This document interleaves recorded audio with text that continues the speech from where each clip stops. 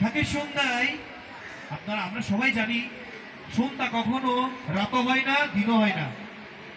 ঠিক বলেছি কিনা মা? উনি বাইরেও যাননি, ভেতরেও যাননি। উনি চৌকাঠ, আমরা চৌকাঠ চিনি না মা? সেই চৌকাঠের মধ্যে বসে হিরণ্যকশিপুরকে অস্ত্র দিয়েও মারেনি।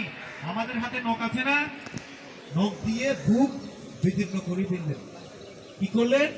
বুক বিদীর্ণ করলো। অর্থাৎ আমি আরো বোঝার সুবিধার্থে বলছি, যখন হনুমানজি কে বিভীষণ প্রশ্ন করলো যে হনুমান, তুমি যে এত রাম রাম রাম রাম করছো, তুমি যে এত রাম রাম করছো, তোমার শরীরের ভেতরে কি রাম শব্দটা দেখাতে পারবে? তো হনুমান বলল,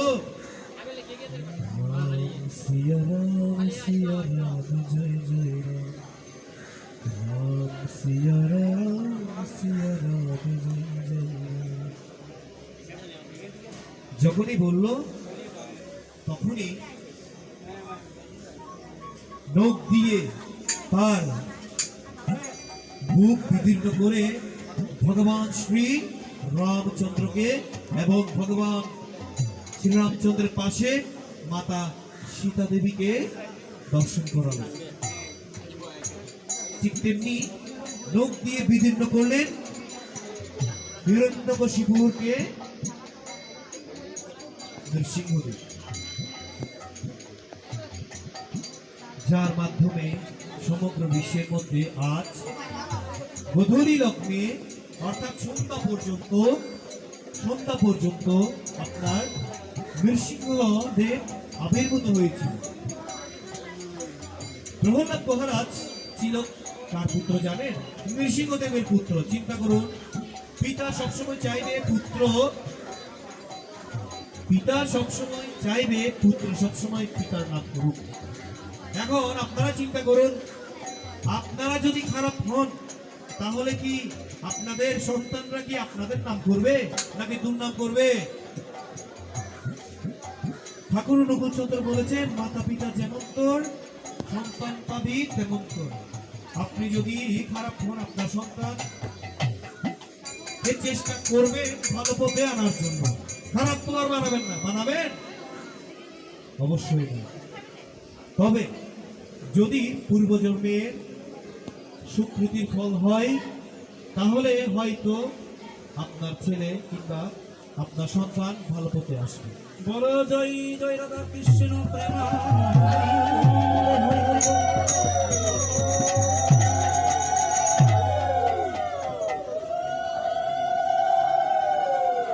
একটি সন্তানের জন্য সমগ্র বিশ্ব কি করে? সমগ্র বিশ্ব আহ্বান করে, অর্থাৎ পুত্র কামেষ্টি যজ্ঞ। আমরা সকলেই জানি পুত্র কামেষ্টি যজ্ঞ করেছিল কে? রাজা দশরথ। সকলের মনে আছে তো? রাজা দশরথ ঋষি শৃঙ্গকে নিয়ে পুত্র কামেষ্টি যজ্ঞ করেছিল। ভগবান শ্রীরামচন্দ্র, লক্ষ্মণ, ভরত এবং শত্রুঘ্নকে প্রাপ্ত হওয়ার জন্য। তাই আপনাদের সন্তানদেরকে চেষ্টা করবেন সুপথে আনার জন্য, গীতা শিক্ষা প্রদান করার জন্য। যারা মাতারা রয়েছে অর্থাৎ যারা মেয়েরা রয়েছে তারা চেষ্টা করবেন। বর্তমান এখন অবস্থা অনেকটা সংকটাপন্ন। আমাদের সনাতন ধর্মের মধ্যে কিছু কুচক্রী মহল রয়েছে। আপনাদের মেয়েদেরকে তারা বিভিন্ন প্রলোভনের মাধ্যমে, বিভিন্ন কিছুর মাধ্যমে ব্রেন ওয়াশ করে ধর্মান্তরিত করছে। আপনারা চিন্তা করতে পারবেন না আপনার মেয়ে এরকম কিভাবে হয়ে গেল। কে জানে? এখন এখানে গীতা শুনছেন, 10 মিনিট পর ওখানে গিয়ে অন্য কাজ ঘটিয়ে ফেলবে। আপনি ঘটাবেন না, তার কোনো গ্যারান্টি আছে? গ্যারান্টি নেই। তাই সবসময় চোখে চোখে রাখবেন আপনাদের মেয়েদেরকে, ছেলেদেরকে, অনেকে বলবে আপনি বাঁচলে বাপের নাম, বাপের নাম করতে গেলে তো আপনাকে বাঁচতেই হবে, ঠিক আছে না? আপনাকে বাঁচতে হলে আর বাবাকে বাঁচিয়ে রাখার জন্য আমাদের ধর্মপথে আসতে হবে। তো এখন চলে যায় দ্বিতীয় অধ্যায়ে। তো দ্বিতীয় অধ্যায়ের মধ্যে ভগবান শ্রীকৃষ্ণ এখন আত্মতত্ত্ব বিষয়ে জ্ঞান প্রদান করবেন। আত্মা মানে কি? এই যে আমি কথা বলছি, আমি বিভিন্ন প্রশ্ন করছি, আপনারা আমাকে রেসপন্ড করছেন, আমাকে উত্তর দিচ্ছেন, অর্থাৎ ধর্মকথা শুনছেন, চেতনা রয়েছে। অর্থাৎ বিজ্ঞানের ভাষায় যাকে বলা হচ্ছে কি, চেতনতম বস্তুকে আত্মা। অর্থাৎ আমি নড়াচড়া করছি, একে বলা হচ্ছে কি আত্মা। এই আত্মতত্ত্ব বিষয়ক জ্ঞানকে বলা হচ্ছে কি সাংখ্যযোগ, যেটার মাধ্যমে ভগবান শ্রীকৃষ্ণ অর্জুনকে প্রদান করেছে।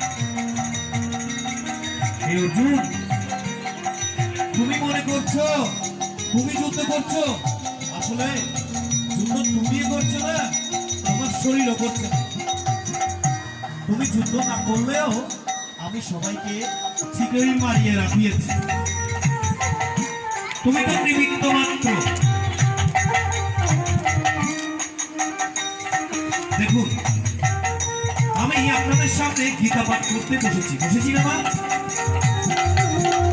আপনারা কি মনে করছেন আমি গীতা পাঠ করছি?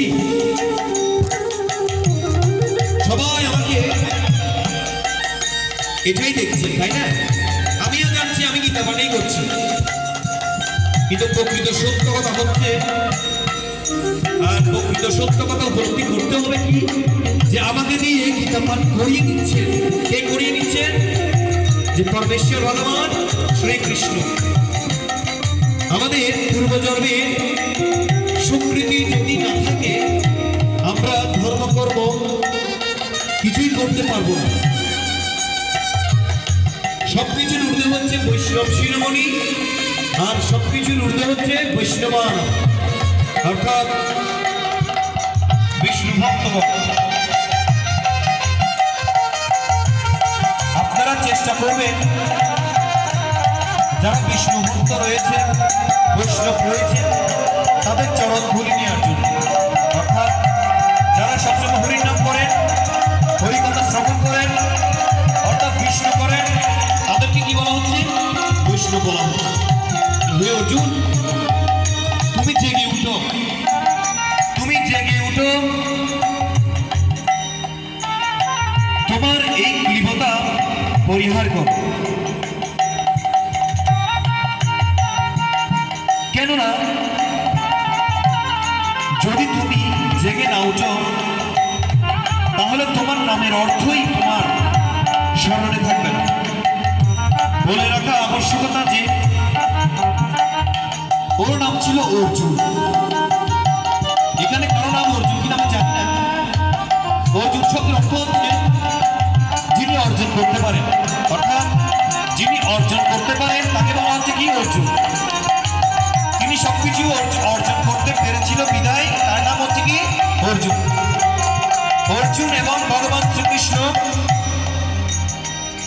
এর আগের জন্মে ছিল নর এবং নারায়ণ। নর এবং নারায়ণ, অর্থাৎ নারায়ণের দুটি অবতার ছিল। নর এবং নারায়ণ দুটো ঋষি। এই দুই ঋষি দাপর যুগের মধ্যে ভগবান শ্রীকৃষ্ণ এবং পাণ্ডুপুত্র অর্জুন নামে জগতের মধ্যে আসলেন। এখন অর্জুন এই ধরনের এই কথাগুলো ভুলে গিয়েছে, আর মনে রেখেছেন কে? ভগবান শ্রীকৃষ্ণ। তাই বলছেন পরবর্তীতে অর্জুন যে তোমার আমার অর্থাৎ ভগবান শ্রীকৃষ্ণ অর্জুনকে বলছেন যে তোমার আমার অনেক জন্ম হয়েছে, তোমার সেই জন্মের কথা স্মরণে নেই, আমার সেই সব জন্মের কথা স্মরণে রয়েছে। কে বলছেন? ভগবান শ্রীকৃষ্ণ অর্জুনকে বলছেন। দেখুন, ভগবান শ্রীকৃষ্ণকে অর্জুন প্রশ্ন করছেন, হে অর্জুন, ভগবান শ্রীকৃষ্ণ অর্জুনকে বলছেন, হে অর্জুন, তোমার আমার অনেক জন্ম হয়েছে, তোমার সেই জন্মের কথা স্মরণে নেই, আমার স্মরণে রয়েছে। তো অর্জুন পাল্টা প্রশ্ন করছেন যে প্রভু, তোমার বয়স যা, আমার বয়স হয়তো 5 বছরের ছোট, ঠিক আছে? হয়তো 5 বছর আগে আপনি এসেছেন, 5 বছর পর আমি এসেছি। চিন্তা করেন, আপনাদের অর্থাৎ তোমার এবং আমার জন্মের আগে, অনেক আগে সূর্য, চন্দ্র সবকিছু ছিল। তো ভগবান শ্রীকৃষ্ণ বলছেন কি, যে ভগবান, যে আমি সূর্য, চন্দ্র এই সবকিছুর আদিতে ছিলাম। কিভাবে ছিলাম? আমাদের জন্মের আগের যে পূর্ব স্মৃতি ছিল সেগুলোকে বলা হয় জন্মান্তরবাদ, যাদেরকে বলা জাতিস্বর জ্ঞান। অর্থাৎ বাবা লোকনাথ যেটা ত্রিকাল যোগী ছিলেন, অর্থাৎ 3 কালের কথা উনি বলতে পারতেন। আর আমাদের কলিযুগের মতো তো এরকম মানুষ পাওয়া দুষ্কর। দেখুন, আমরা 3 কালের কথা দূরের কথা, 1 কালের কথা দূরের কথা, আমরা 1 ঘন্টা আগে কি করেছি সেটা পর্যন্ত ভুলে যাই। আচ্ছা, যাই হোক, দ্বিতীয় অধ্যায়ের মধ্যে ভগবান শ্রীকৃষ্ণ অর্জুনকে এই ধরনের সাংখ্যতত্ত্বমূলক কথোপকথনগুলো বলার পর এখন বলবেন তৃতীয় অধ্যায়। তৃতীয় অধ্যায়ের মধ্যে কর্মযোগ, যেখানে আমরা সকলে জানি কর্ম কি জিনিস। কর্ম শব্দের অর্থ হচ্ছে দুটি, অর্থাৎ সকাম কর্ম, অর্থ হচ্ছে নিষ্কাম কর্ম। আপনার মধ্যে যদি কামনা থাকে কোনো কিছুর নিয়ে, কামনা মানে কি? মনে করেন আপনি চাকরি করতে গেলেন, এখন চাকরি করতে গেলে আপনাকে স্বাভাবিক চাকর হতে হবে।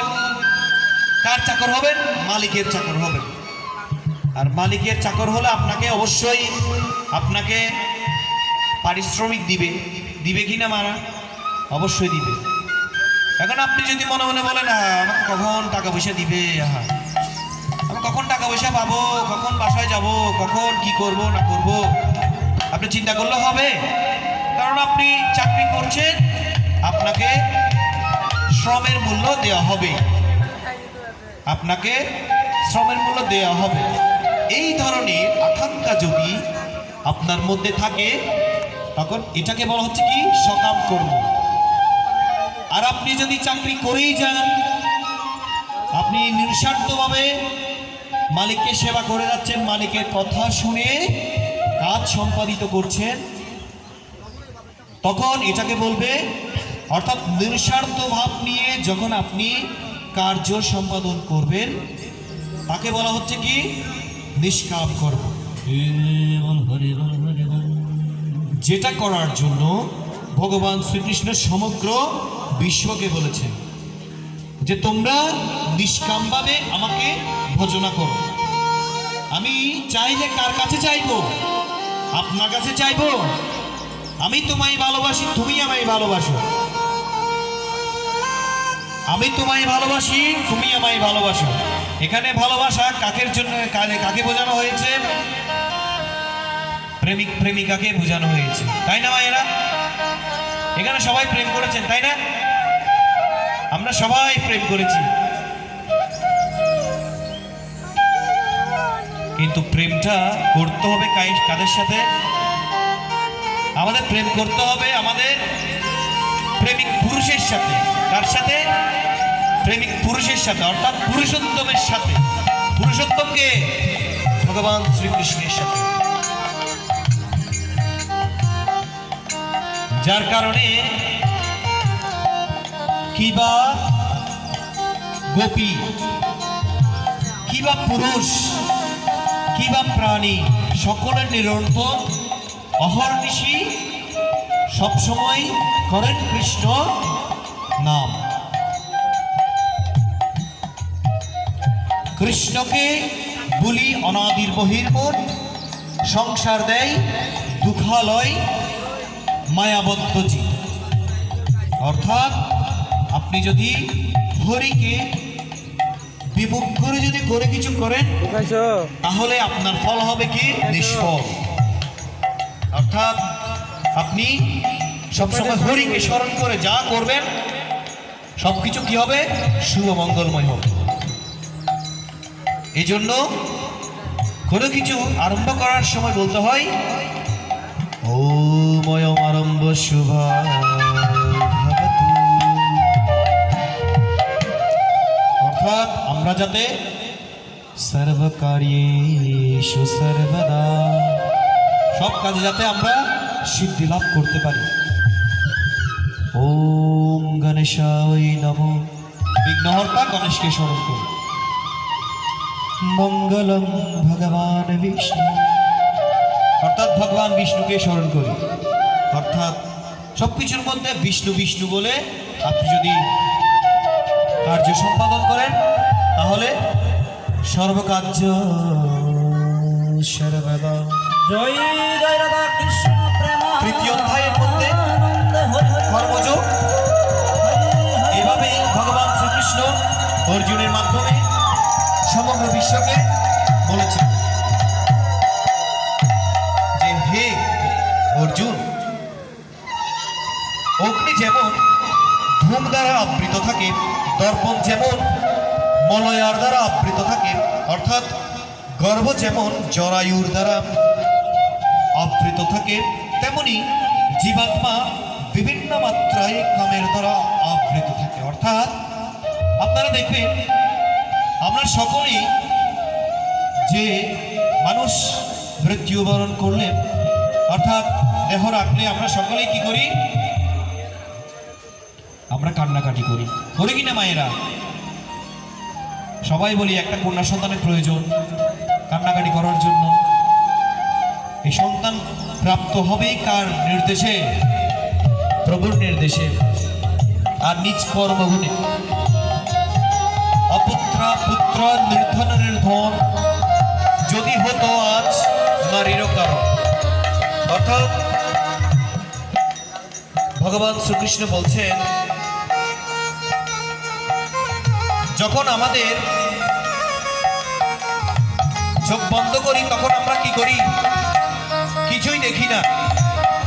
ঠিক তেমনি মায়া যখন আমাদের চোখের সামনে পড়ে তখন আমরা কিছুই দর্শন করি না। তখন আমাদের চোখের সামনে দিয়ে পাশ থেকে একটা মোবাইল নিয়ে চলে গেল, আমরা কিছু বুঝতেই পারবো না। তখন আমরা কি বিভোর হয়ে যাই, আবেগপ্রবণ হয়ে যাই। অর্থাৎ এটাই বোঝাতে চাইছি যে যখন একজন মানুষ মৃত্যুবরণ করে, মৃত্যুটা বরণ হয়েছে কার? এই শরীরে। ঠিক আছে মায়েরা, এই শরীরের মৃত্যু হয়েছে, কিন্তু ভিতরে প্রাণ চৈতন্য রূপে যেটা রয়েছে সেটার কিন্তু মৃত্যু হয়নি, সেটা অবিনশ্বর। বসন্তি জীর্ণানি যথা বিহায় নবানি গৃহ্ণাতি নরয় অপরাণি তথা শরীরানি বিহায় জীর্ণ নন্যাতে সংয়াতি নবানি দেহি চৈরং যদ্যপ্যাপো নাশয়তি মারুতা। অর্থাৎ আমাদের মধ্যে যেটা আত্মা রয়েছে তাই সেটা হচ্ছে কি অবিনশ্বর, সেটাকে কাটা যায় না। অস্ত্র দ্বারা কাটতে পারবেন না, আগুনে ভেজাতে পারবেন না। আগুনে ভেজাতে পারবেন, আগুনে পোড়ানো যায় না, জলে ভেজানো যায় না। এবার চিন্তা করুন, এত কিছু যদি করতে না পারেন তাহলে আমরা মৃত্যুবরণ করলাম কোথায়? আমরা মৃত্যুবরণ করলাম 84 লক্ষ জনি পরিভ্রমণ করে এই 4 লক্ষ প্রজাতির মানুষ অর্থাৎ মানুষ জন্মের মধ্যে আমরা এসেছি। এই মানুষ জন্মের মধ্যে আমরা কি করলাম? এই মানুষ জন্মটা শান্ত করার জন্য হরির স্মরণ করলাম।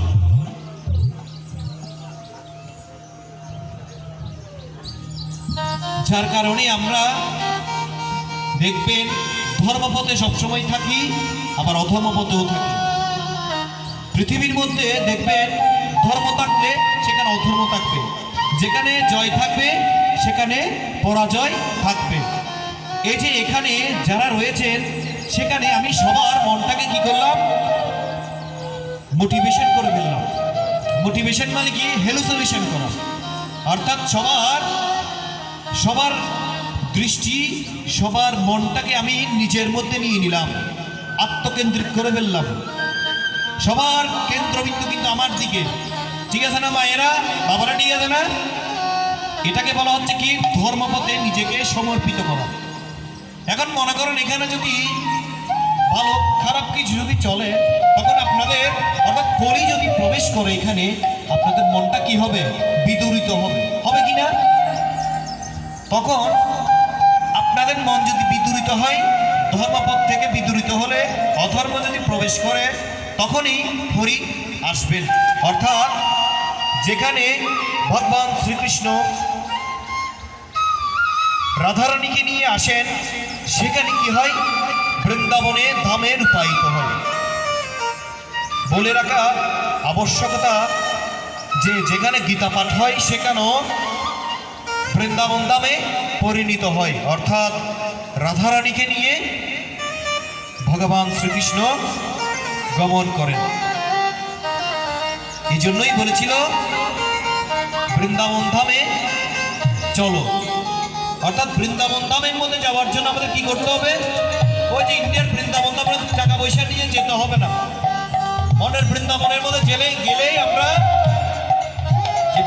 ভগবানকে দর্শন করতে পারবো। ঠিক বলেছি না মায়েরা? আজ এই উত্তরায়ণ তিথিতে, নৃসিংহ চতুর্দশী তিথির মধ্যে আপনারা অনেক সৌভাগ্যবান। কেননা যে ভগবান শ্রীকৃষ্ণের মুখনিসৃত বাণী 700টা শ্লোক। কয়টা শ্লোক? 700টা শ্লোক, একটা দুটা না, 700টা শ্লোকের সমন্বয়ে এই শ্রীমদ্ ভগবদ্ গীতা রচিত হয়েছে, যেখানে 554টি বলেছে ভগবান শ্রীকৃষ্ণ, 85টা বলেছে অর্জুন, সঞ্জয় বলেছে 40টা, আর ধৃতরাষ্ট্র বলছে 1টি। সর্বমোট যোগ করলে পাবেন 700টি। 700টি শ্লোকের এই শ্রীমদ্ ভগবদ্ গীতা শ্রবণ করার আপনারা কি পেয়েছেন? সৌভাগ্য পেয়েছেন। আপনার জন্ম সার্থক। আর কিছু করার দরকার আছে? আর কিছু করার দরকার নেই। তবে বলে রাখা ভালো যে এই দেখেন এখন বাজতেছে কত? 2টো বাজতেছে।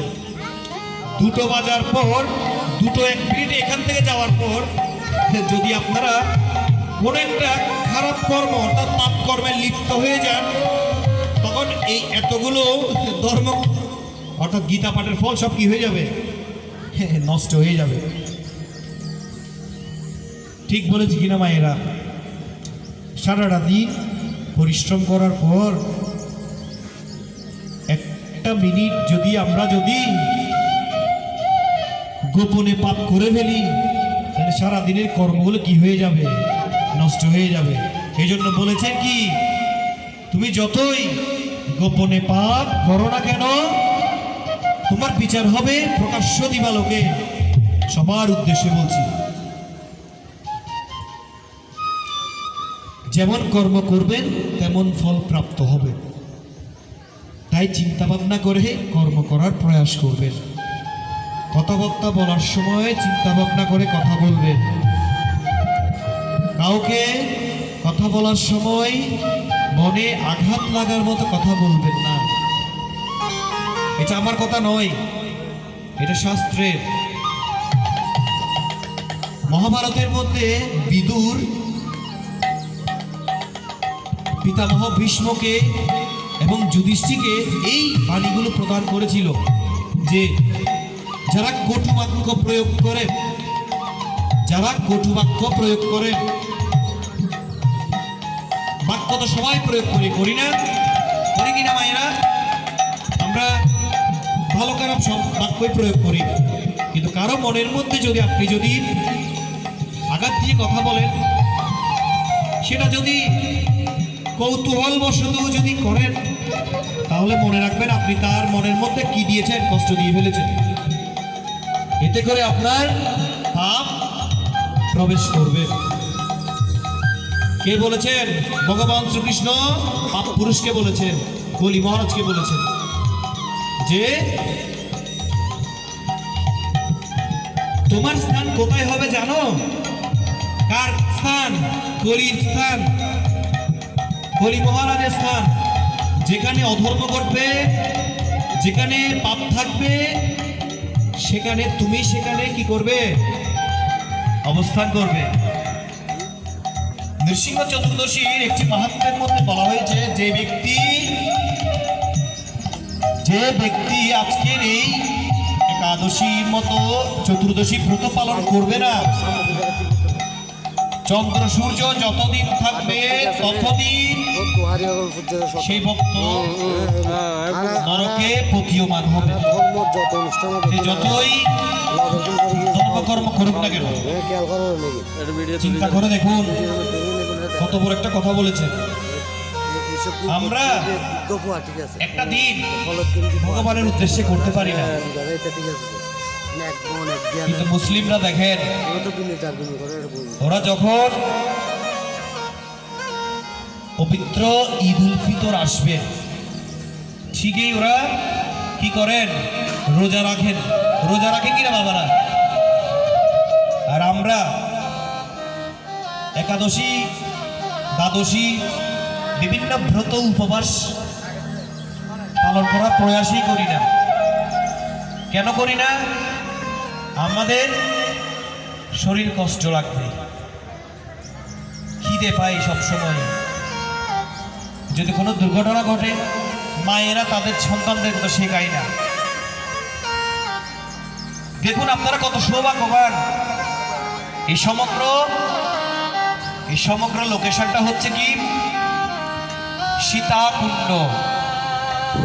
সীতাকুণ্ডের মধ্যে এসে আমি আপনাদেরকে আমার মতো মূর্খ, আমার মতো অজ্ঞানী, আমার মতো সান্ডা মানে তো বুঝেন না? সান্ডা চিনেন? সান্ডা মানে হচ্ছে কি খারাপ, সিটাঙ্গি ভাষায় বললাম আর কি। আমার মতো সান্ডা আপনাদের মতো দিব্য আত্মাদের সামনে সেই পবিত্র শ্রীমদ্ ভগবদ গীতা, মায়ের তীর্থস্থান অর্থাৎ সীতাকুণ্ড, যেখানে এসে মা সে তৎকালীন সময়ে কি করেছিল? স্নান করেছিল, গীতা পাঠ করাচ্ছে, চেষ্টা করছে। আপনাদের সৌভাগ্য, আমারও সৌভাগ্য। এখন বর্তমানে এই ধরনের পরিস্থিতি পাওয়াটাই দুষ্কর। মাতা পিতা সবারই রয়েছে না মা? মা বাবার সেবা কতজনে করে সন্তানরা? ছোট একটা সিম্পল একটা উদাহরণ বলি, অত কিছু যাওয়ার দরকার না, মায়ের জন্য আহামরি করার দরকার আছে?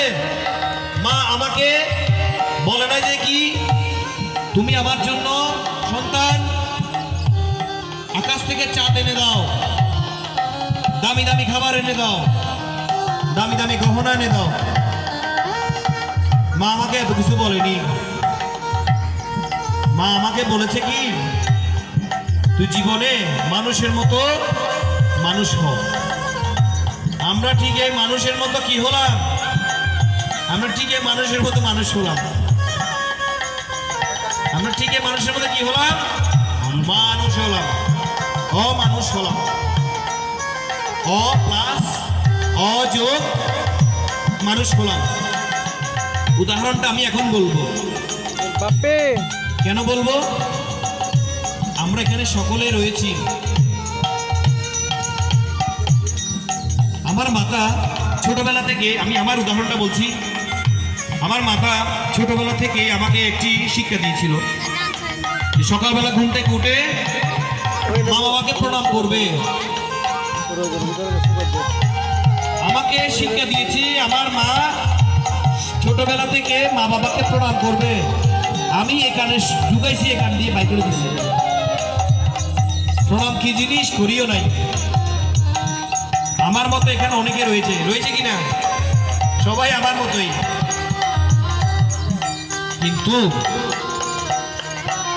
সেটা বড় কথা নয়। বড় কথা এটাই যে মাতা পিতা যেমন তোর, সন্তান পাবি তেমন তোর। চট্টগ্রামের আনোয়ারা থেকে আনোয়ারায় আমার নিবাস।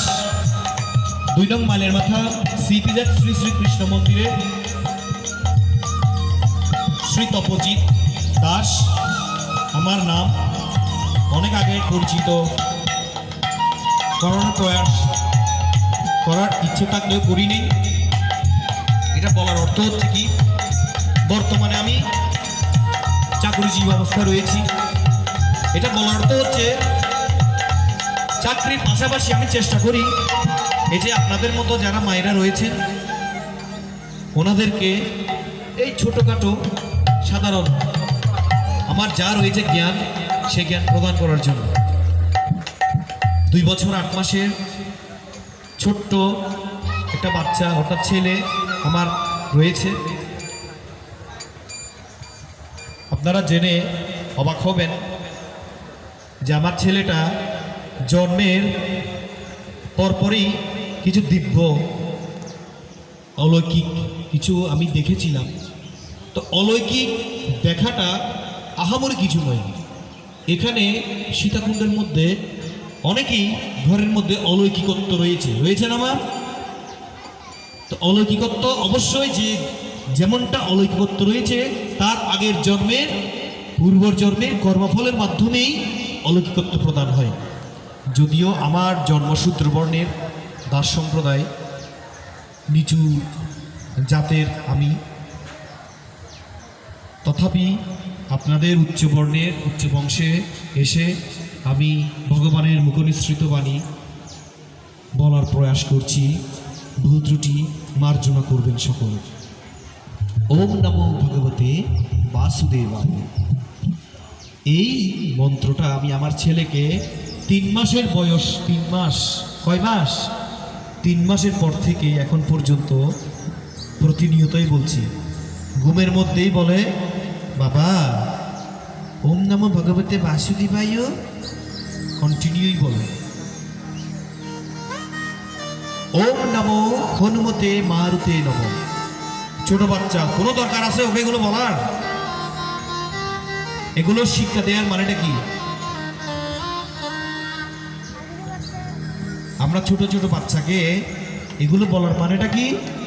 ও যখন আমার মতো যখন বড় হবে, শিশু থেকে যখন কৌশলে আসবে, যৌবনে আসবে, তখন সে আমার মতো আপনার মতো একই জায়গায় যাবে না? আমার মতো আপনার অনেকজনের সাথে পরিচয় হবে না? হবে। তখন যাতে বলতে না পারে। আমি আমার ছেলেকে বলেছি হাত জোর করে প্রণাম দাও বাবা। যদিও এখন পুরোপুরি নমস্কার এটা তো বলতে পারে না, প্রণাম প্রণাম প্রণাম প্রণাম বলবে, প্রণামটাও বলতে পারে না, প্রণাম প্রণাম বলবে হাত জোর করে। কেন বলছেন? এটা শেখানোর। আমরা দেখুন এখনো অনেকে রয়েছি, বন্ধু বান্ধব দেখা হলে আসসালামু আলাইকুম, আসসালামু আলাইকুম, আসসালামু আলাইকুম বলি না? কেন বলি? কারণ আমাদের মধ্যে নমস্কার দেওয়ার রীতিটা থাকলেও অভ্যাস করি নাই। করেছে কি মায়েরা? করি নাই। যার কারণে আজকে আপনার সন্তানেরা মুসলিম একজন বিধর্মী একজনকে দেখলে বলবে, সালাম দিবে, সালাম স্যার, আসসালামু আলাইকুম। কখনো বলবে না যে নমস্কার স্যার, নমস্কার দাদা, নমস্কার দিদি, নমস্কার মা। মাথায় রাখবেন, চরণ ছুঁয়ে মা বাবা গুরুজন, মা বাবা গুরুজন, ভগ্নিপতি বোন যারা আপনার বয়সে বড়, এরা ব্যতীত কাউকে চরণ ছুঁয়ে প্রণাম করবেন না, এটা শাস্ত্রের মধ্যে রয়েছে।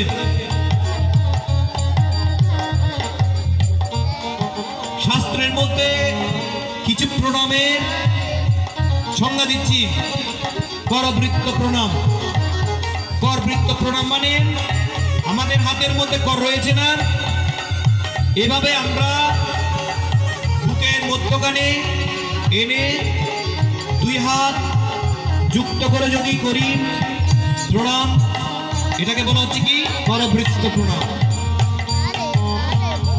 6টি অঙ্গ, 6টি অঙ্গ একসাথে মাটিতে লাগিয়ে যদি প্রণাম করি তাহলে বলা হয় কি ষষ্ঠ অঙ্গ প্রণাম, অর্থাৎ ষষ্ঠাঙ্গ প্রণাম। সবাই শুনেছি। এরপর 8টি অঙ্গ একসাথে মাটিতে স্পর্শ করে প্রণাম করাকে বলা হচ্ছে কি অষ্ট অঙ্গ প্রণাম, যাকে বলা হচ্ছে কি অষ্টাঙ্গ প্রণাম। বলে রাখা আবশ্যকতা রয়েছে, দুইটা সবাই করতে পারে, কিন্তু ষষ্ঠাঙ্গ প্রণাম করতে পারে শুধুমাত্র নারীরা। নারীদের অষ্টাঙ্গ প্রণাম করার বিধি নেই, কারণ নারীদের বুক স্বয়ং পরমা প্রকৃতি মহামায়ার স্বরূপা। আপনারা সকলে জানেন, আপনাদের গর্ভ থেকেই আমাদের উৎপত্তি না মা? এই জন্য সবার মধ্যেই নারী শক্তি রয়েছে।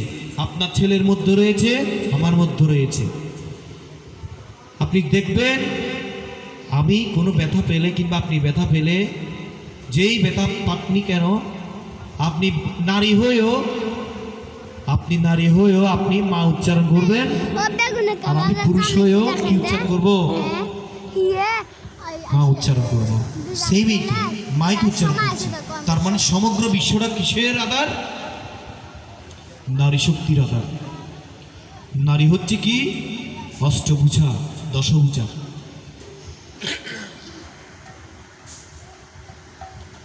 এই নারীর মাধ্যমে জগৎ সৃষ্টি। আপনি যদি আপনার সন্তানকে সেই সুশিক্ষাটা প্রদান করেন, তাহলে ভালো কিছু সংস্পর্শে এসে সে ভালো কিছু শিখবে। তো ছোট থেকে আপনি আপনার সন্তানকে ভালো কিছু শেখালে সে বড় হয়ে অবশ্যই খারাপ কিছু হবে না। হবে কি না? অবশ্যই হবে না। সে যদি ছোটবেলা থেকেই অতে অজগর পড়ে, সে বড় হলেও অজগরটাই শিখবে। সে যদি অতে যদি অনুকূল ঠাকুর পড়ে, সে বড় হলে অনুকূল ঠাকুরই পড়বে। ঠিক আছে? সে যদি চতে কি পড়বে? চতে চবিক পড়লে, অর্থাৎ চট্টগ্রাম যদি বলে চতে, চট্টগ্রামেই পড়বে। আর চ দিয়ে যদি চৈতন্য মহাপ্রভু বলে, সে বড় হলে কি বলবে? চৈতন্য মহাপ্রভুই বলবে। অর্থাৎ আপনি আপনার সন্তানকে যেটাই বলবেন সেটাই সে মাথার মধ্যে নিয়ে নিবে।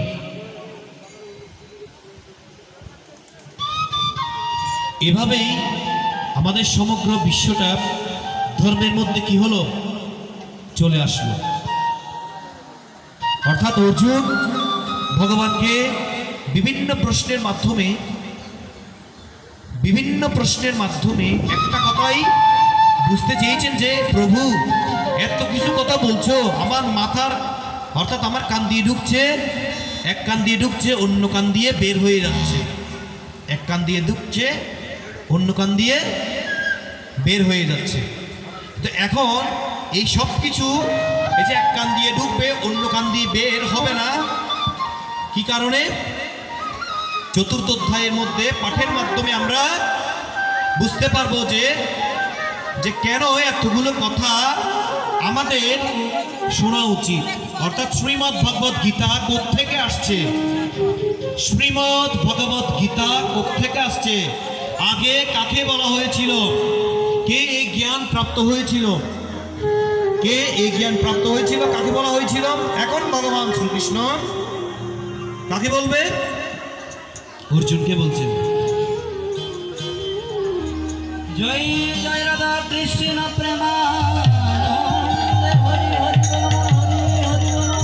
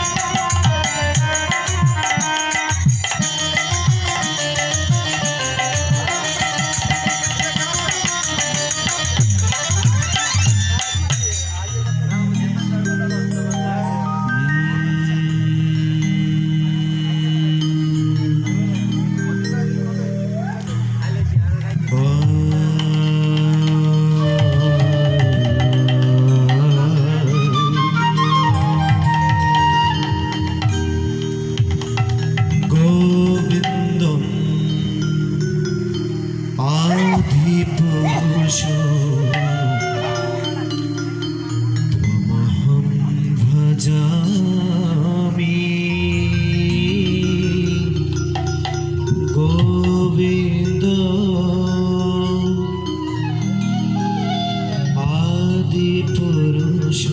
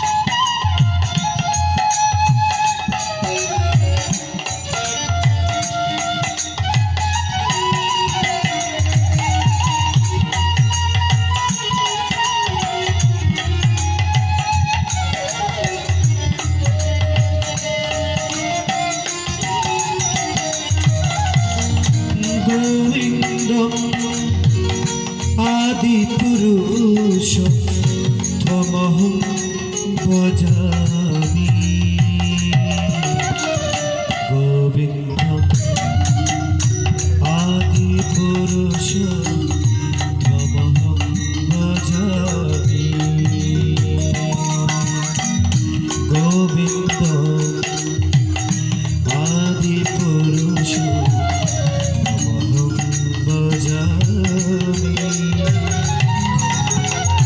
গোবিন্দ আদি পুরুষ ভজামি।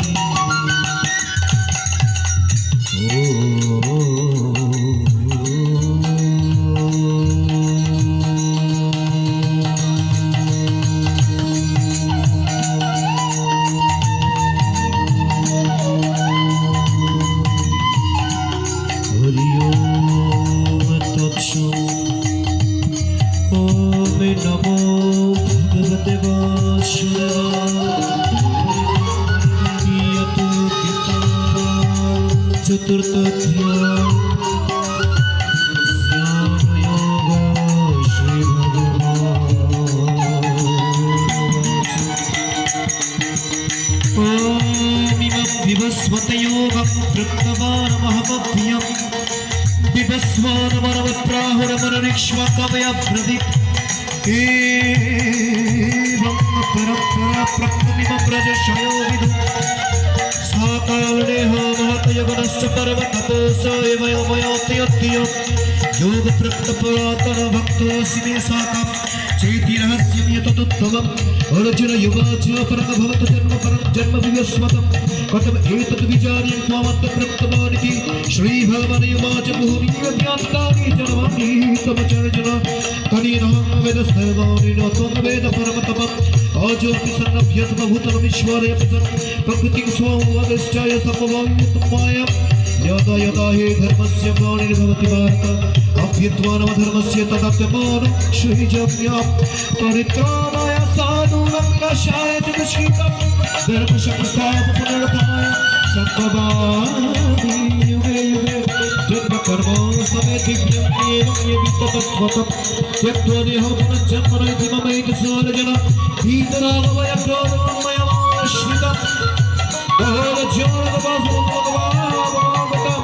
ये यतावं प्रपद्यन्त सत्ततविभजम्यमं मम वर्तमानवर्तन्ते मनुष्य परत सर्वतम् अंशत्कर्मणं सिद्धिं यजन्ति युवतीं शीघ्रं हि सुलभसिद्धिर्भवत्कर्मजं चतुर्वर्णिं मया सृष्टं धूरकर्म विभागशं तस्य कर्तारमपि विद्यकर्तारमभ्य नामे कर्माणि लिखन्ति नामे कर्मफलस्यः इति वाक्यविजनन्ति कर्मभिर्णासमोद्यते एवं चित्वा कृतं कर्म कुर्वैराविमोक्षपि कुरुकर्मैव तस्मात् त्वं कुर्वै पूर्वोत्तरं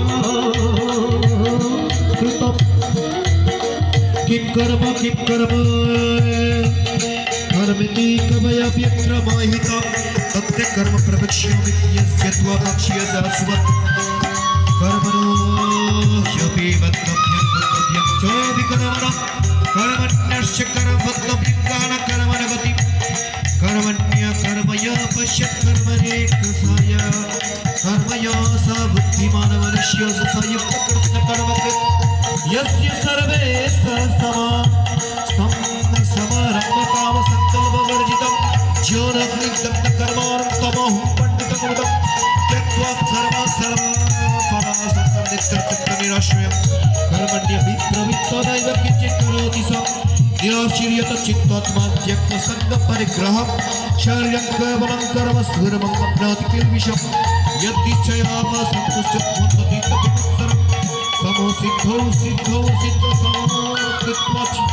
कृत्वापि च निगद्यते तत्सङ्गस्य मुक्तस्य ज्ञानावस्थितचेतसं यज्ञे चरत कर्म समग्रं प्रविल्यते ॐ ब्रह्मणोऽपि ब्रह्माग्नो ब्रह्मणाहुतं ब्रह्मैव तेन हन्तव्यं ब्रह्मकर्म समाधिना तदैव देव एव यज्ञं योगिना परिपाचते ब्रह्माग्नय परे यज्ञं यज्ञेनैवोपजुह्वति श्रुतादीनीन्द्रियज्ञेयज्ञेयन्य संयमाग्नेषु जुह्वति श्रोतादीनि विषयानन्य इन्द्रियग्नेषु जुह्वति सर्वाणि इन्द्रियकर्माणि प्राणकर्माणि चोपरे आत्मसंयमं योगाग्नि जुह्वति ज्ञानदीप्यते श्रद्धया यज्ञस्तपो यज्ञस्तपो परे स्वाध्यायज्ञानयज्ञस्तयतो संसितप्रकम्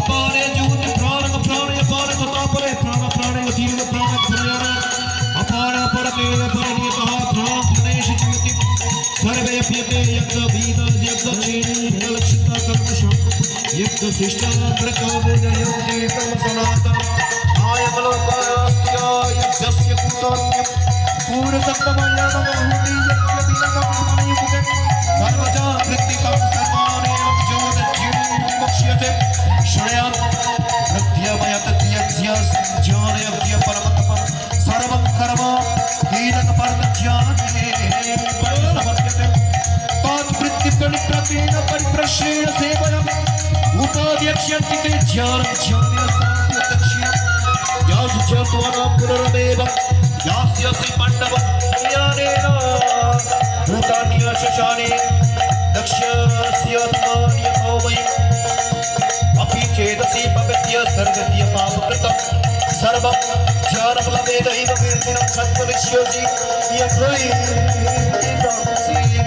समितो विदस्मात् कीर्तयर्जुनं ज्ञानयमनि सर्वकर्मणि अस्मत्कृते तपः नहि ज्ञानं सदृशं पवित्रमिह विद्यते तास्वयं योगसंसिद्धं करेण वक्मनिमित्तमि शुद्धवान् सर्वज्ञानं तत्परसंयतेन्द्रिय ज्ञानवनत्वं तान्तिं चिरेण विगच्छति आद्यश्च शत्रदानश्च ज्ञानं संशयत्वा विनश्यति नायं लोकोऽस्ति न पारससूकं संशयं योगोऽस्तं यस्य कर्मणं ज्ञानसंसिद्धा संशयम् आत्ममत्तं न कर्माणि निबद्धन्ति धनञ्जय तस्मज्ज्ञानाय सद्भूतं स्थितं ज्ञानहीनं मनोचित्त्वेन न संशयमेवोत्तिष्ठ भारत ओमिति श्रीमहाभारते शतस्रस्यां संहितायां भीष्मपर्वाणि श्रीमद्भगवद्गीतासु परिसुतभावज्ञेयं योगशास्त्रे श्रीकृष्णार्जुनसंवादे ज्ञानयोगनामोऽध्यायः चतुर्थो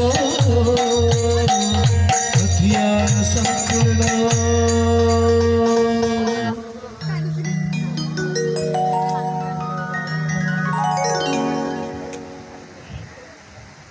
এতক্ষণ চতুর্থ অধ্যায়ে ভগবান শ্রীকৃষ্ণ অর্জুনকে বললেন,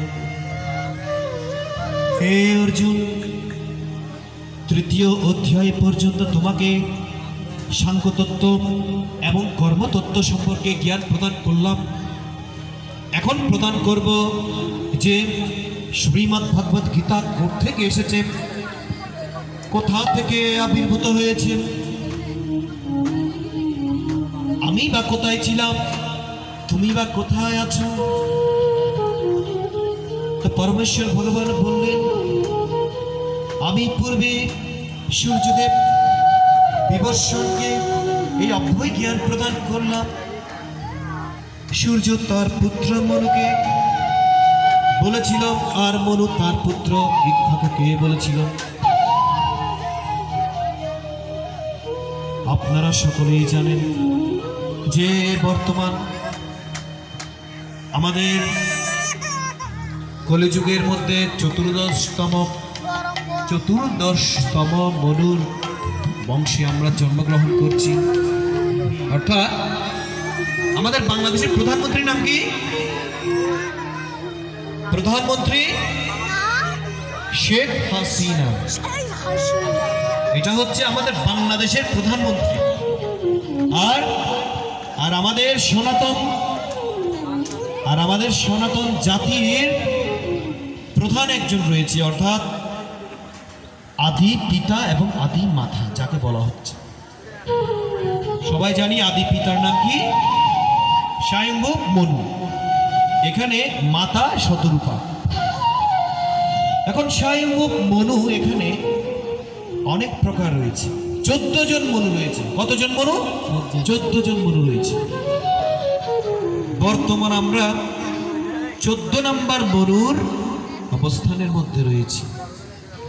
তার মানে এক একজন মনু অসংখ্য অসংখ্য বর্ষ, কোটি কোটি বর্ষ, হাজার হাজার বর্ষ এই পৃথিবী শাসন করে অতিবাহিত হয়। এক একজন মনুর শাসনামলে কত হাজার কোটি বছর যে সত্য ত্রেতা তারপর কলি আবির্ভূত হবে কল্পনা করতে পারে না। আমাদেরকে পৃথিবীতে পাঠিয়েছে ক্ষণিকের জন্য। কিসের জন্য? ক্ষণিকের জন্য। অর্থাৎ কেউ এখানে 50 বছর, 60 বছর, 70 বছরের জন্য কিংবা 90 বছর, ধরে নিলাম 100 বছরের জন্য আসলাম, ধরে নিলাম 150 বছরের জন্য আসলাম। এরপর তো আর জীবিত থাকবো না। থাকবো? এ আর জীবিত থাকার আর সম্ভব না কলিযুগের মধ্যে। এই 150 বছর পর্যন্ত কোথায় কথা দিলাম? আমাদের মায়ের কাছে, পিতার কাছে কথা দিয়ে চলে আসলাম। এবার বলতে পারেন মাকে পিতাকে। আমি যুক্তি দিয়ে বুঝিয়ে দিচ্ছি।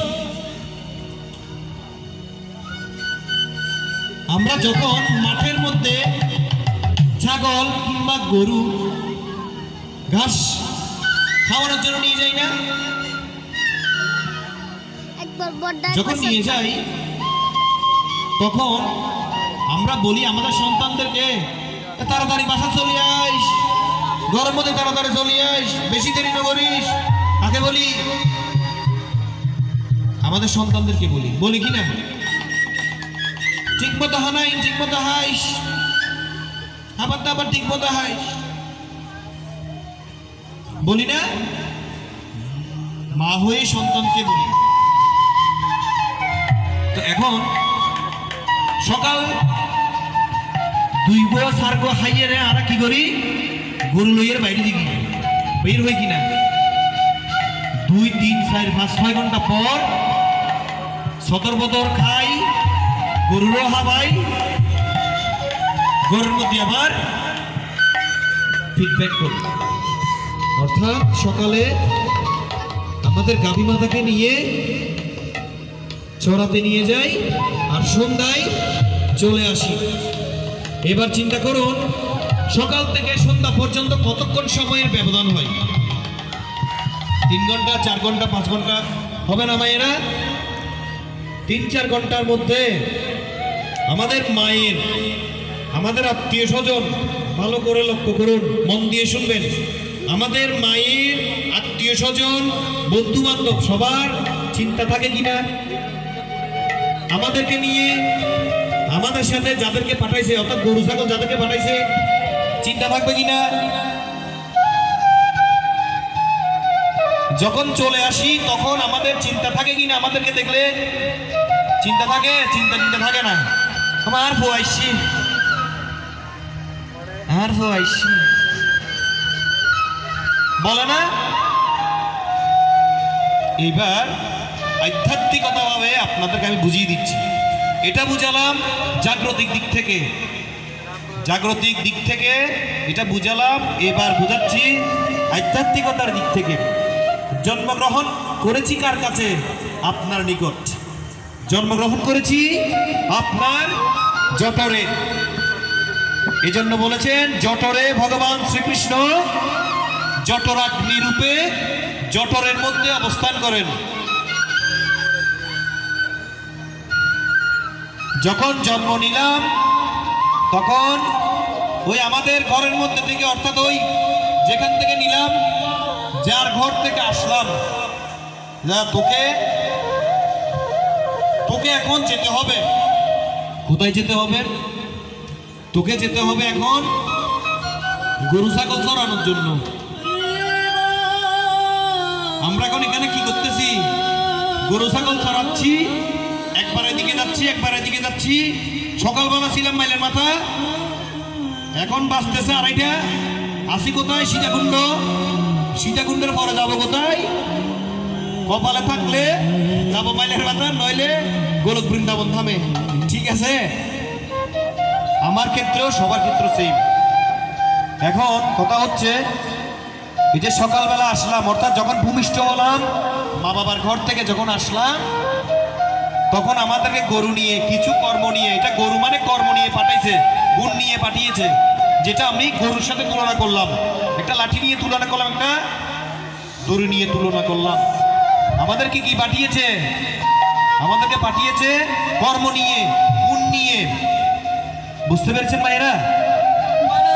জয় জয় শ্রী গীতা প্রেমানন্দ, হরি হরি বল, হরি বল।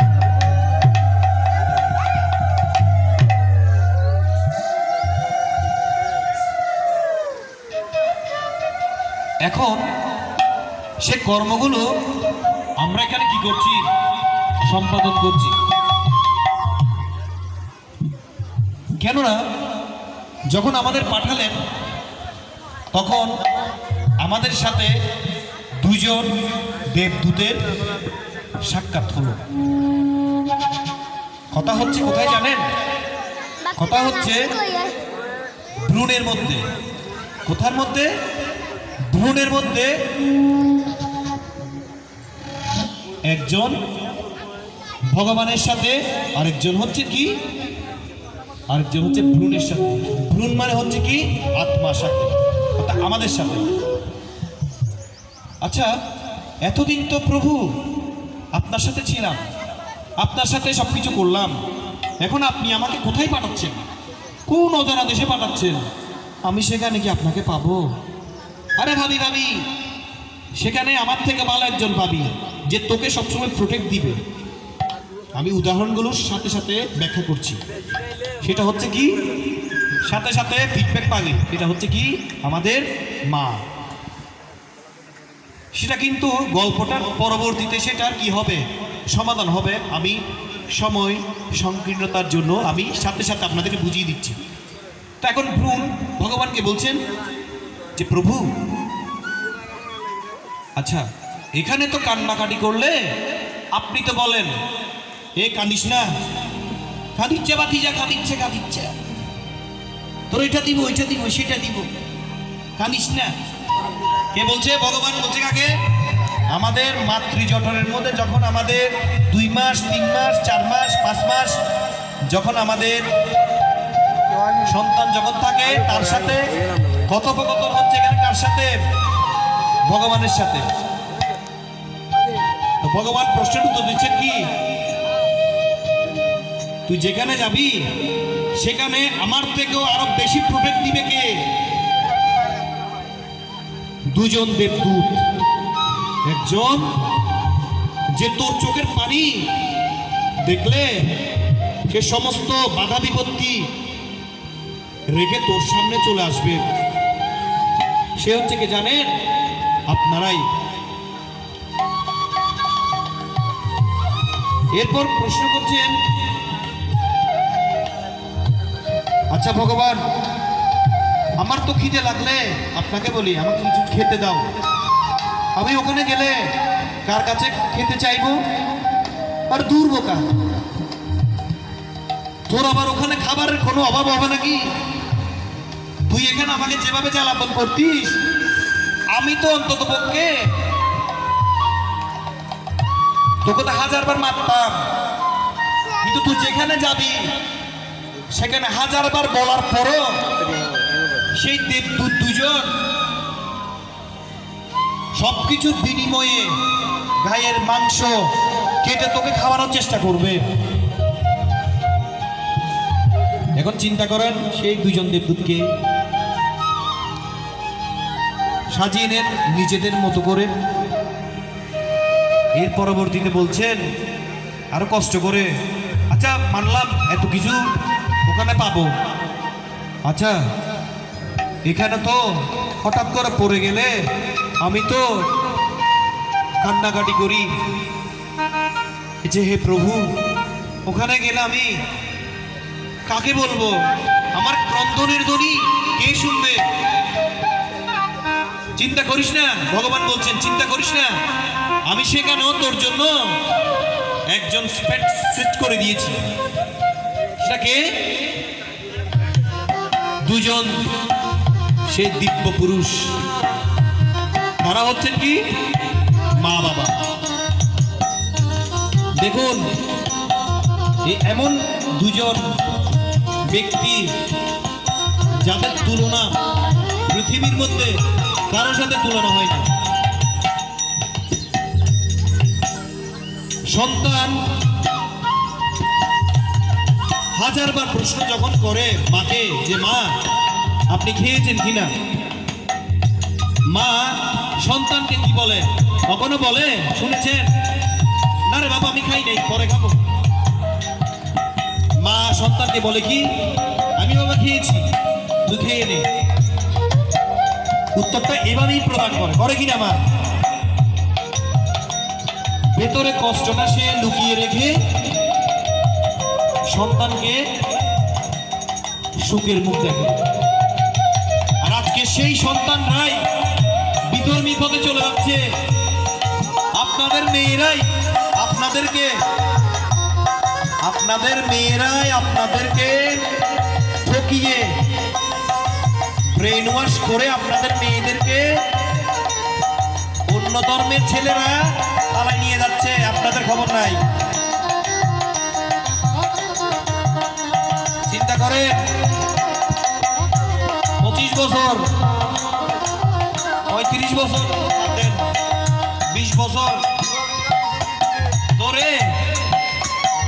চার ছেলেকে মানুষ করলেন। যখন কলেজে উঠলো, ভালো ভালো ছেলেদের সাথে সম্পর্ক দেখলো, রূপ চাকচিক্য যখন দেখছে, টাকা পয়সা যখন দেখছে, আপনার থেকে তো দেখে নাই, আপনি তো খাওয়াইতে পারেন নাই, আপনি ভালো পোশাক দিতে পারেন নাই, আপনি ভালো একটা মোবাইল দিতে পারেন নাই। আজকে 50 টাকা খুঁজলে দিতে 5 টাকা। কিন্তু আমি তো তোমাকে দিলাম, আমি তো তোমাকে 500 টাকা দিলাম, তো তুমি আমার সাথে চলে যাও। আসবে না? আসবে কিনা? প্রলোভন এভাবেই হচ্ছে। কেন হচ্ছে? কারণ মাথার মধ্যে ওই দিব্য জ্ঞানটুকু নেই, মমত্ব জ্ঞানটুকু নেই, ভালোবাসার জ্ঞানটুকু নেই, যে আপনি 10 মাস 10 দিন গর্ভে ধারণ করে, 10 মাস 10 দিন গর্ভে ধারণ করে আমাদেরকে পৃথিবীতে এনেছেন। সেই আমিও আপনাদের মতো করে এই জায়গার মধ্যে বসে আজকে আমার 30 বছর পূর্ণ। 30 বছর পর্যন্ত যতদিন পর্যন্ত বুদ্ধি জ্ঞান হয়েছে, সেই তো আমি আপনাদের মধ্যে শুনেছি না? আমাদেরকেও সেই একই কথাগুলো বলেছেন। আমি কি মুখস্থ করে আসছি? বলেন, মুখস্থ করে আসি নাই। এই কথাগুলো আমাদের মধ্যে অটোমেটিকলি কি হচ্ছে? আপডেট হচ্ছে। সবাই আমার থেকেও আরো বেশি বেশি আপনারা কি দিতে পারবেন? জ্ঞান দিতে পারবেন। আমিও যখন বিবাহিত জীবনে পদার্পণ করলাম, তখন বুঝতে পারলাম যে বিবাহটা কি জিনিস। ঠিক আছে, এর আগে বিবাহটা কি জিনিস বুঝি নেই। অনেক জায়গায় শুনতাম বিবাহ মানে হচ্ছে কি ভার বহন করা। এটা আমরা শাস্ত্রের মধ্যে পেয়েছি। বিবাহ মানে কি? এখন কার ভার বহন করবেন আপনি? আমার কাঁধের উপর ঝুলাই দিয়েছে একজন পণ্ডিত মশাই। কার ভার? একজন মাতাজির ভার। আমার মতো একজন আমার বিপরীত লিঙ্গ স্ত্রীলিঙ্গের ভার আমার কাঁধের মধ্যে কি করতে হবে? নিতে হবে। এখন নেয়ার পর আমাদের মন মানসিকতা কি হয়ে গেল? বউ কেন্দ্রিক হয়ে গেল কিনা? মাতা পিতা তখন বাপ। 25 বছরে বিয়ে করার পর মাতা পিতা বাপ। 25 বছর পর 26 বছরে বউয়ের সাথে সবাদ শুরু। ঠিক আছে, এটা হচ্ছে আপনাকে আমি দেখাচ্ছি প্রকৃতির লীলা। যখন ছোট থাকবে তখন মা বাবার কথাবার্তা শুনবে, মা বাবার কথা শুনে শুনে চলবে। ইয়েন নগরিস, ইয়েন নগরিস, এইসা নগরিস, তেইসা নগরিস, এই দিন অজাইস, এই তোর মাইবার নমারিস, এই মাইবার ধরবি তোর কই বলে কিনা কথাবার্তা সেই একইভাবে আপনাদের ভাষা দিয়ে আমি আপনাদেরকেই কি করছি বোঝানোর চেষ্টা করছি মায়েরা। এখন সেই পজিশনে আমিও ছিলাম, আমাকেও বলেছে আমিও আরেকজনের আসরে যখন যাব আমার থেকে কথাগুলো শুনতে হবে। আমিও মাথাটা আপনাদের মতো এভাবে নাড়বো কিনা, এভাবে মাথা নাড়বো। ঠিক এই 10 ঘন্টা পর 5 ঘন্টা পর গিয়ে আমিও সেই মূল্য করবে লিপ্ত হব। এটাই হচ্ছে কি আমাদের দৈনন্দিন জীবনের নিত্যকর্ম।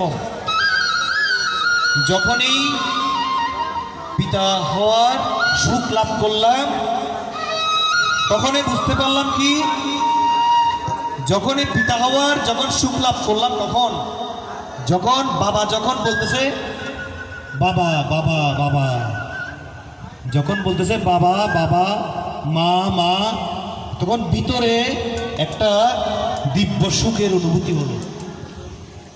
দিব্য সুখের অনুভূতি হলো। এতদিন কোথায় ছিলাম? 26 বছর পর্যন্ত কোথায় ছিলাম এতদিন? এই ডাকের কাছে তো পৃথিবীর কোনো ডাকে মিল নাই। ও প্রিয়া ও প্রিয়া তুমি কোথায়?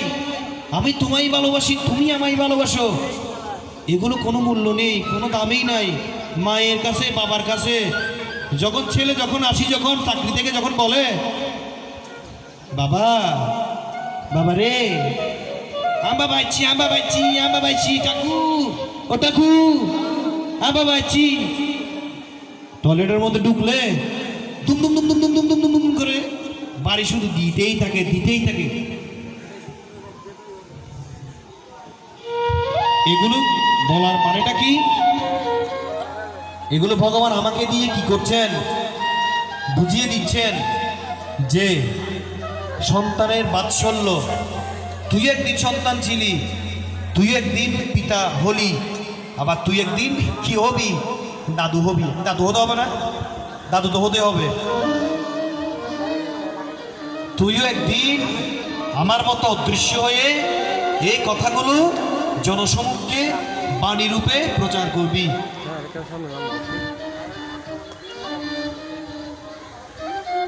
যখনই এই কথাগুলো আপনাদের মনের মধ্যে যখন ধাপিত হবে, তখনই আপনাদের সন্তানরা বিধর্মী থেকে নিজ ধর্মের মধ্যে কি হবে? প্রত্যাগমন করবে।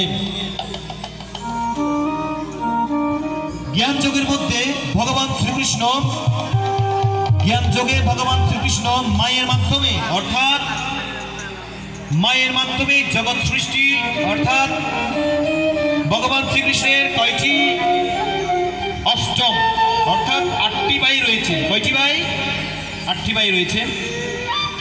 আমরা বলরাম এবং শ্রীকৃষ্ণকে চিনি, 6 জনকে কিন্তু চিনি না। 6 জনের নাম কি বলবো আজকে? অর্থাৎ স্মরণ পতঙ্গ উদগী শূদ্রবী পরিসঙ্গ গৃণী। 7 নাম্বার বলরাম, 8 নাম্বার হচ্ছে কি? ভগবান শ্রীকৃষ্ণ। দেখুন, যশোদা মাতা আর দেবকী মাতা, 2 জন মাতার সন্তানকে ভগবান শ্রীকৃষ্ণ একজনের জন্ম দিয়েছেন আর আরেকজন পালন করেছেন। আপনাদের মধ্যে তো প্রশ্ন আসাই, দেবকী জন্ম দিয়েছে, কেন যশোদা পালন করলেন? দেখুন, আমরা সকলেই জানি ভগবান শ্রীকৃষ্ণ গীতার মধ্যে বলেছেন যে যেমন কর্ম করবে তেমন ফল প্রাপ্ত হবে। এটা তুমি মা হয়েছে, কি হয়েছে? তুমি আমার বাবা হয়েছে, কি হয়েছে? তুমি সুন্দর হয়েছে, কি হয়েছে? তোমার কি সুন্দরতার মধ্যে কি অন্ধকার কি আসবে না? একদিন কি বয়স্ক কি হবে না? বয়সের চাকরি পড়বে না? তখন বুঝতে পারবে এর রূপে গরিমা না করে, অর্থাৎ সত্যের গরিমা করাটাই কতটুকু যে গুরুত্ব, তখন বুঝতে পারবে। আচ্ছা, যাই হোক, তো ভগবান শ্রীকৃষ্ণ যশোদা মাতাকে বলছেন যে মা,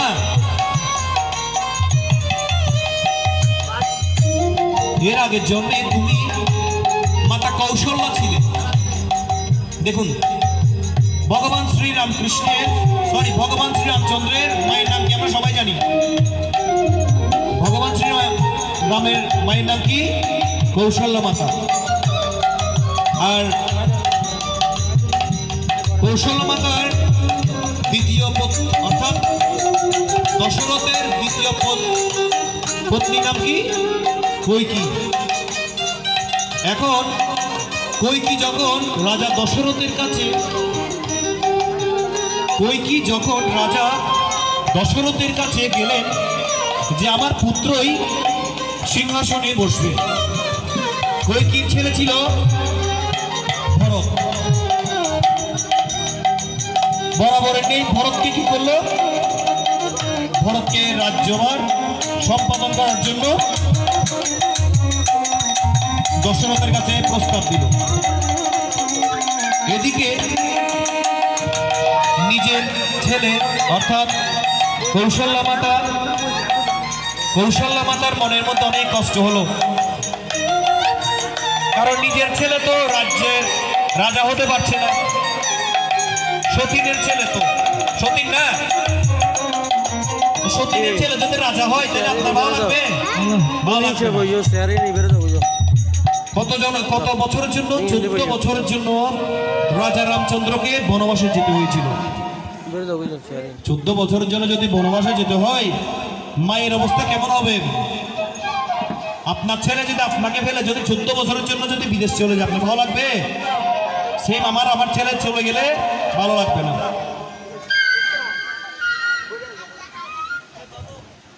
কত কষ্ট ছিল কৌশল্যা মাতার, কত কষ্ট ছিল যশোদা মাতা। কেন? এই দাপর যুগের মধ্যে সেই কৌশল্যা মাতাই হলো কি যশোদা মাতা।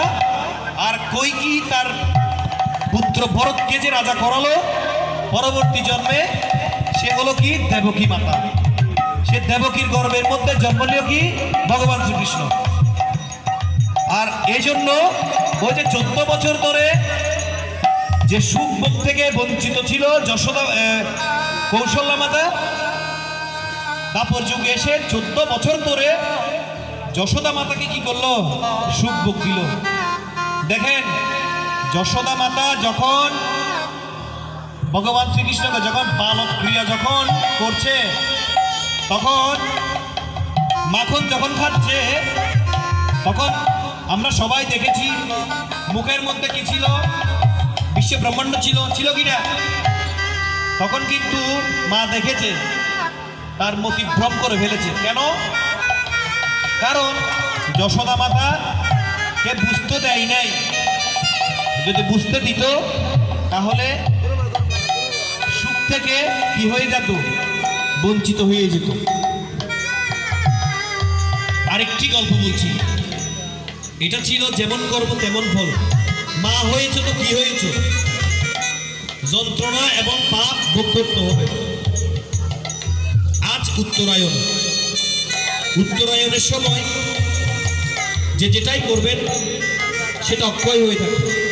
আগেও বলেছিলাম, দেহ ত্যাগ করলে ডাইরেক্টলি কোথায় যাবেন? স্বর্গে চলে যাবেন। কোথায় যাবেন? স্বর্গে। এখন স্বর্গে যাওয়ার পর আপনাদের এখন জ্যৈষ্ঠ মাস, জ্যৈষ্ঠের পর কি আসে? আষাঢ়। আষাঢ়ের পর থেকে দক্ষিণায়ন শুরু হবে। দক্ষিণায়ন যখন শুরু হবে, তখন যদি আপনারা মৃত্যুবরণ করেন, তখন আপনাদের আবার পৃথিবীতে চলে আসতে হবে। দেখেন, আজীবন ধর্মকর্ম করার পর দক্ষিণায়নে যদি মারা যান, যদি পৃথিবীতে আসতে হয়, ভালো লাগবে? সেটা নির্ভর করছে আপনার পূর্বজন্মের কর্মফলের উপর। আর প্রতিদিন আমার মতো অজ্ঞানী ব্যক্তি, চোর ব্যক্তি এখানে এসে কি করা? ধর্ম কথা আপনাদেরকে শ্রবণ করা। সেই ঘটনা ঘটেছিল কুরুক্ষেত্রে যুদ্ধের কৌরবদের সেনাপতি পিতামহ ভীষ্মের সাথে। আপনারা জেনে অবহিত হবেন যে 58 দিন সরসজ্জ থাকার পর উনি মারা গিয়েছিল। কেন মারা গিয়েছিল? এই কথাটা শ্রীকৃষ্ণকে জিজ্ঞাসা করলেন যে, হে প্রভু, আমি তো ইচ্ছা মৃত্যুর বরদান পেয়েছি। কার থেকে? বাবার কাছ থেকে। শান্তনু কার বাবা? শান্তনু হচ্ছে ভীষ্মের বাবা। এখন ভীষ্মের বাবাকে শান্তনু, যে পুত্র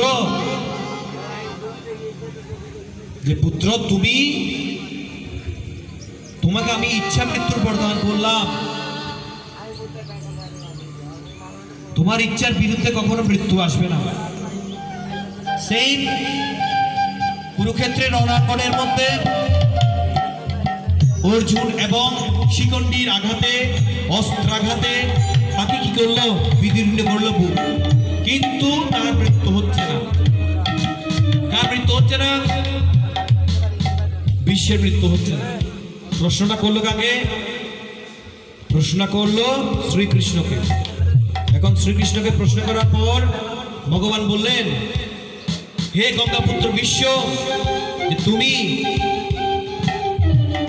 তো ত্রিকালজ্ঞ, তুমি তো আগের অনেক জন্ম সম্বন্ধে জানো।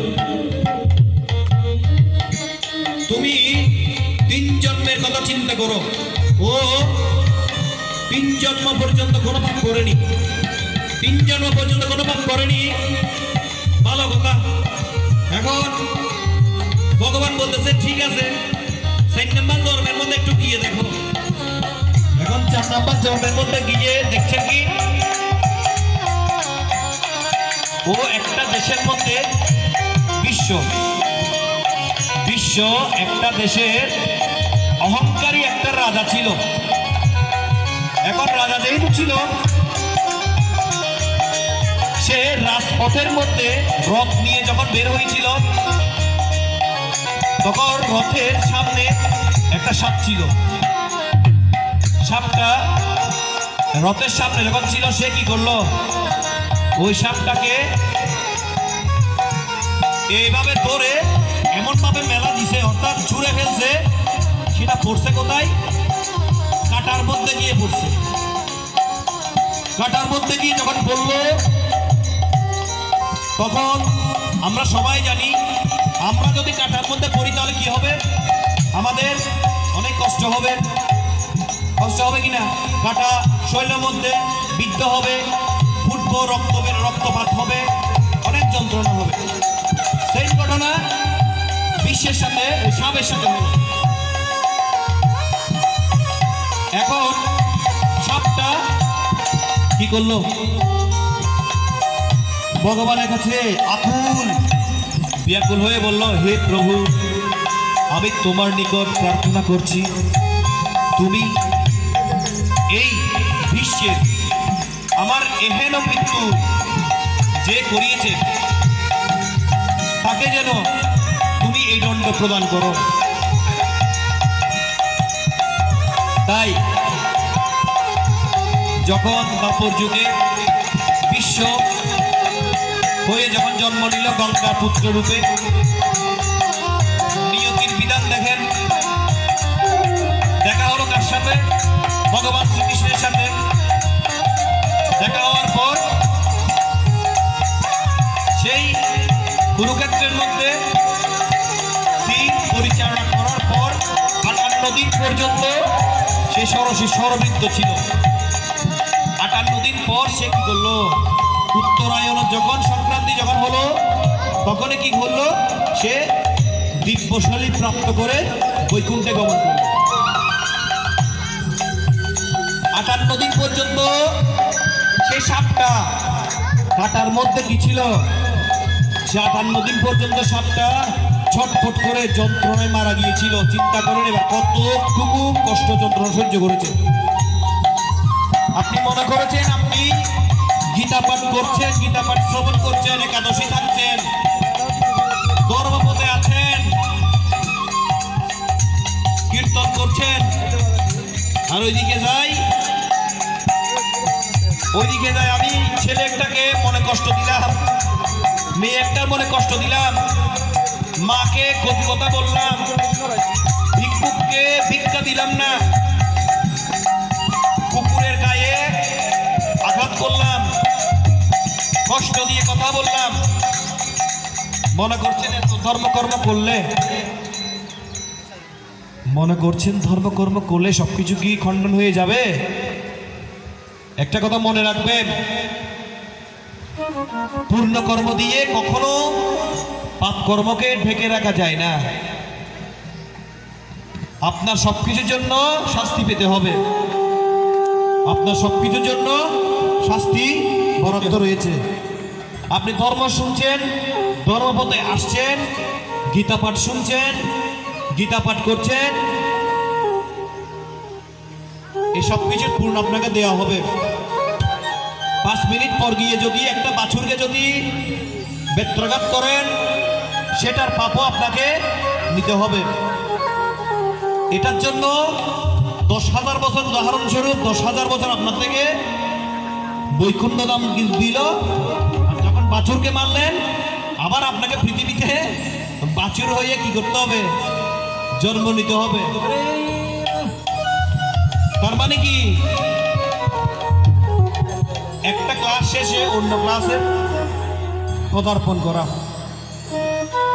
তো ভগবান শ্রীকৃষ্ণ আমরা চতুর্থ অধ্যায়ের মধ্যে দেখলে গেলে জানতে পারবো, প্রথম এই জ্ঞান প্রদান করেছিল কাকে? সূর্যকে। সূর্য তার পুত্র মনুকে, মনু তার পুত্র ইক্ষ্বাকুকে এই প্রদান করেছিল জ্ঞান। মনুর কথা বলতে বলতে দেখেন সমগ্র বিশ্বকে নিয়ে আসলাম, সমগ্র বিশ্বের আমাদের জন্মান্তর সবকিছু নিয়ে আসলাম আপনাদের বোঝানোর জন্য। এখন মনু তার জনক পৃথিবীর রাজা ইক্ষ্বাকুকে বলেছিল, এবং এভাবে আস্তে আস্তে আস্তে আস্তে এই গীতার জ্ঞান সব জায়গার মধ্যে আসতেছে, অর্থাৎ বলা বলে শুরু হলো। যেমন এখানে আমার এখানে 15-20 জন আছেন, আপনারা গিয়ে আর 15-20 জনকে বলবেন, আবার সেখান থেকে আর 15-20 জনকে বলবেন, এইভাবে বিভিন্ন লোকেশনের মধ্যে যেতে যেতে যেতে যেতে গীতার জ্ঞান কি হচ্ছে? প্রচার হচ্ছে।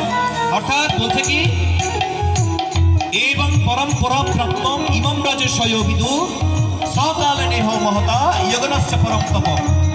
এবং এক সময় এটার জ্ঞান কালের প্রভাবে কি হলো? নষ্ট হয়ে গেল। ত্রেতা যুগের মধ্যে নষ্ট হয়ে গেল, এবং দ্বাপর যুগের মধ্যে এসে ভগবান শ্রীকৃষ্ণ অর্জুনের মাধ্যমে সমগ্র বিশ্বকে প্রদান করলেন। ঠিক আছে, এখন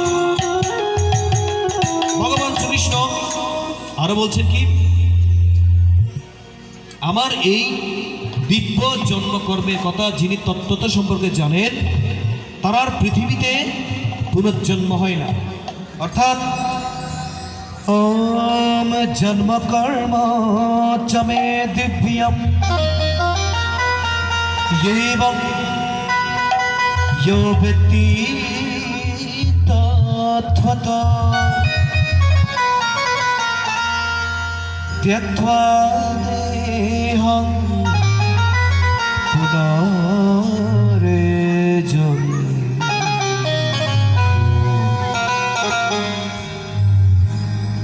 नैति मामेति सोऽर्जुन।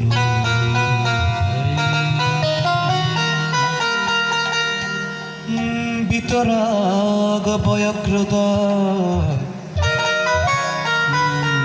মন্ময়ামাময়পাশ্রিত বহব জনতপসা পুথ মথবা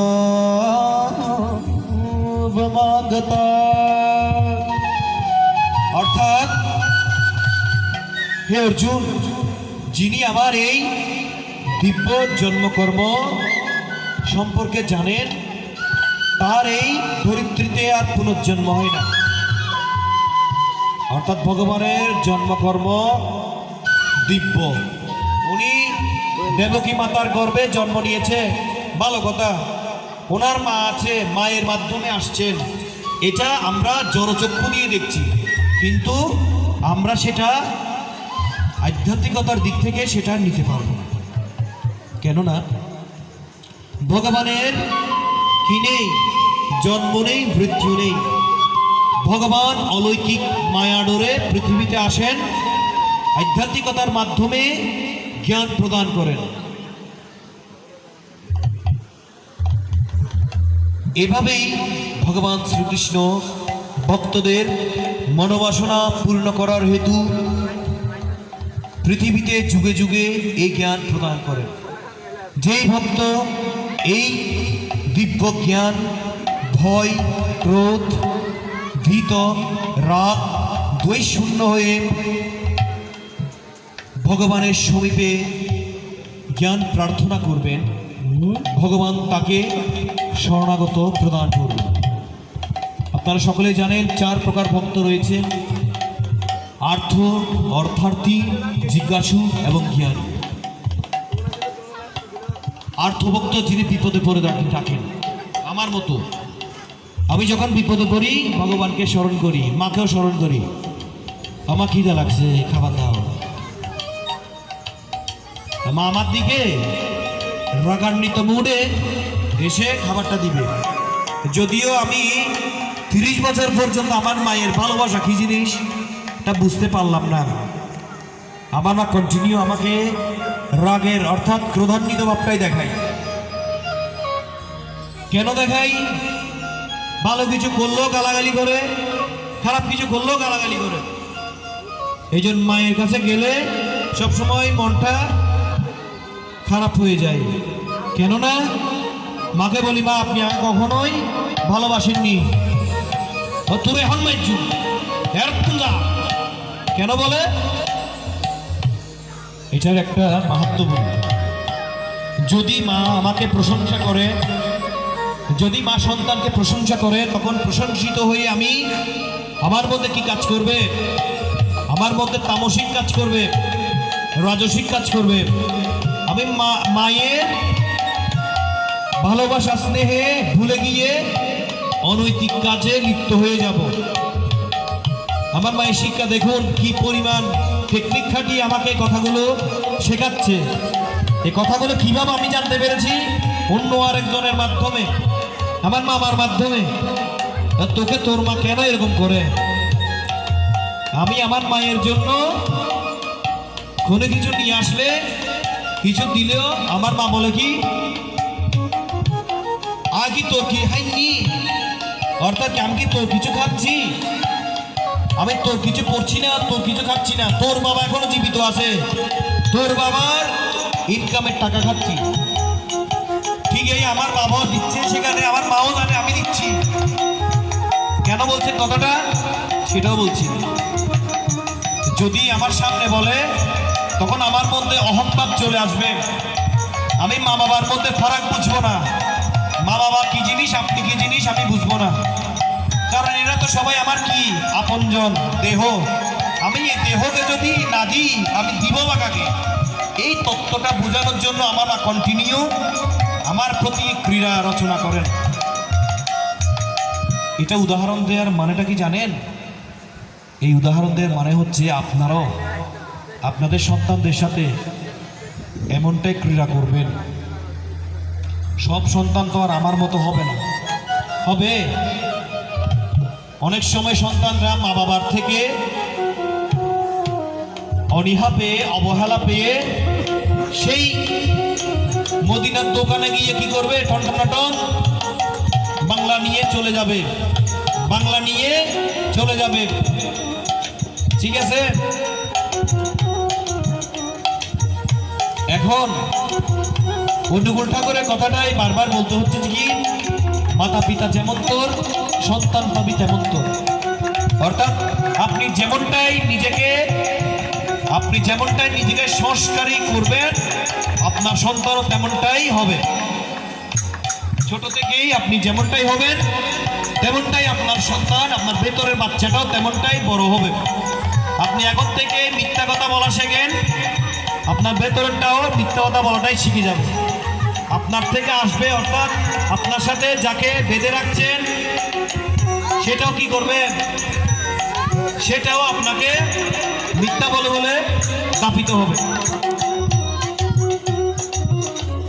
অর্থাৎ ভগবানের এই দিব্য নাম কীর্তন করার কারণে আমাদের এই সুফল প্রাপ্তি হয়। আমরা সকলেই জানি প্রকৃতিতে 3টা গুণ বিরাজমান, সত্য, রজ, তম। এই 3টা গুণই আমাদের মধ্যে রয়েছে। এই 3টা গুণ সম্পর্কে আমি বুঝিয়ে দিচ্ছি। আমি এখন আপনাদের মাঝে গীতা পাঠ, গীতা শ্রবণ করানোর প্রয়াস করছি। এখানে আমাদের আশেপাশে যারা রয়েছেন দাদারা কত সুন্দরের মাধ্যমে, যন্ত্রের মাধ্যমে কি করছেন? আমাদেরকে সৌন্দর্য বৃদ্ধি করছেন। এই যে আমাকে শ্রীমদ্ ভগবদ গীতায় অর্থাৎ ভগবানের মুখনিসৃত বাণী প্রচার করতে যারা সাহায্য করছেন, তারা সবাই কি করছেন? ধর্মে স্থাপনের মধ্যে অংশগ্রহণ করছে। আর এটাকে বলা হচ্ছে কি? সত্যগুণ। এখন এখান থেকে গিয়ে যদি আমি কাউকে শাসন করি, অন্যায়ভাবে শাসন করি, অন্যায়ভাবে ঢিল ছুরি অন্যায়ভাবে খাপ অর্থাৎ পাপ কাজ করি, তাহলে সেটাকে কি বলবে? এটাকে বলবে রজগুণ। আর সেই অন্যায় পথে গিয়ে যদি আমি নষ্ট হয়ে যাই, দিনের পর দিন যদি অন্যায় পথে যাই, নষ্ট হয়ে যাই, সেটাকে বলবে তামসিক গুণ অর্থাৎ তম